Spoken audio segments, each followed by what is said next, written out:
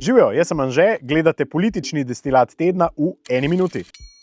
Ponedeljek je bil zadnje dejanje za poslanca SD Janija Prednika v državnem zboru. Ugotavljam, da Janiju Predniku preneha mandat poslanca z 20. oktobrom 2025. V torek je postalo jasno, da bo zavrnitveni kvorum na referendumu podoben kot vedno doslej, okoli 340.000 volivcev. V sredo je predsednica republike Nataša Pirc Musar zožila možni datum naslednjih parlamentarnih volitev za prihodnje leto. Po posvetu z vsemi 5 predsedniki danes smo zožili na 3 možne datume, torej ali 15. ali 22. ali 29. marec. Prav tako v sredo pa je predsednica s šefi parlamentarnih strank skušala prebiti kadrovsko blokado za nekatera ključna imenovanja v državi. In petek, prav ko to snemamo, v državnem zboru poteka interpelacija ministra Simona Maljevca, ki jo bo najverjetneje politično preživel. In v nedeljo javnomnenjska raziskava Mediane za Pop TV, kaj vsi ti dogodki pomenijo v številkah. Naslednji petek pa naslednja minuta političnega destilata.